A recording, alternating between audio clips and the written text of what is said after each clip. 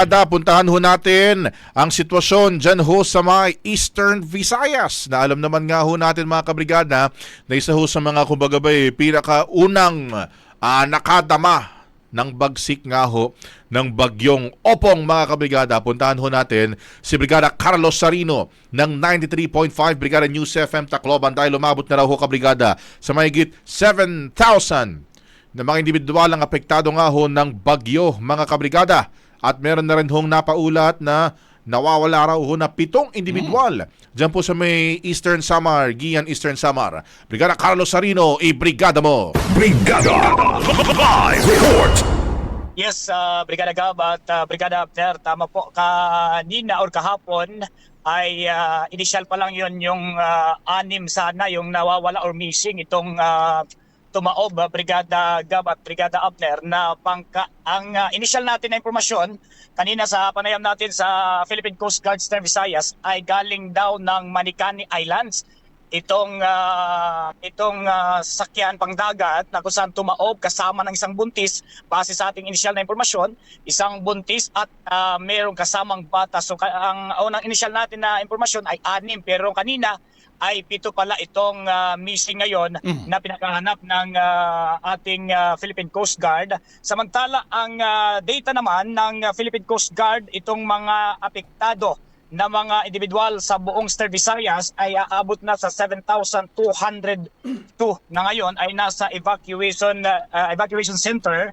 At ang mga stranded naman dito sa buong Eastern Visayas sa mga port area ay aabot sa 754 itong mga stranded na mga pasahero at yung mga cargo naman ay 527. Maliban lang dyan, Brigada Gab at Brigada Abner, ay stranded din yung ating mga, ito yung mahirap, Brigada Gab at Brigada Abner, kasi yung ating mga cargos na dyan sa Amandayihan Port sa Basay Samar, ito yung nagdadala ng mga produkto papuntang Leyte at karating ng mga bayan.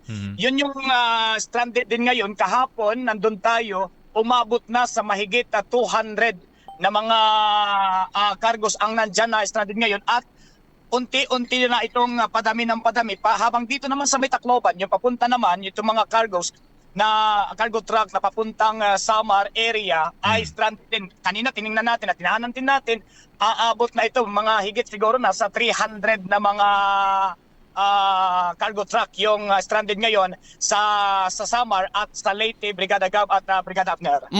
Brigada Carlo, real time, real situation. Ano pang panahon dyan? Ano pang lagay ng panahon?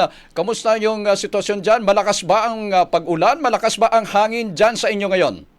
Tama, Brigada Abner at Brigada Gab. Dito sa Tacloban o sa Leyte, medyo maliwalas na yung ating kalangitan at meron na lang mga panakanakan na pag-ulan, pero ang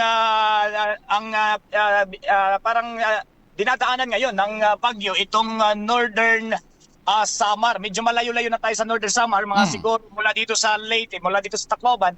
Aabot ito ng mga 6 na oras hanggang doon ngayon kung saan nandun yung sentro itong bagyong Opong. Yun yung nalasa kagabi. Kagabi, tama ka Brigada Abner, kagabi naramdaman talaga dito sa Tacloban, especially dito sa Leyte, itong pagdaan ni bagyong Opong ang mga pasado alas 11 ng gabi, naramdaman ng mga residente dito. Pero dito sa Leyte, meron din tayong nakuhang impormasyon based dito sa data na ibinigay ng Provincial Disaster Risk Reduction and Management Office ng Leyte, ay nasa 300 plus yung mga nasa evacuation center. So hindi rin nakaligtas itong Leyte na sa pagtama nga nitong bagyong Opong at yung nasa Leyte ay nasa 300 plus habang ang Ormoc naman ay nasa 223 na individual ang nananatili ngayon sa evacuation center, Brigada Gab at Brigada Abner. Okay, sige. With that, ingat kayo dyan, Brigada Carlo, at regard sa mga tropa natin dyan sa Tacloban. At makiki-update ulit kami mamaya para sa nationwide sa tanghali. Ingat kayo, maraming salamat. Yan muna, Brigada Gab at Brigada Abner, ang pinakahuling update para sa panalasa nitong bagyo dito sa Eastern Visayas. Tumutok lamang dito sa Brigada News FM Nationwide. In the heart of changing lives, ako si Brigada Carlos Sarino, 93.5 Brigada News FM Tacloban, the Music and News Authority.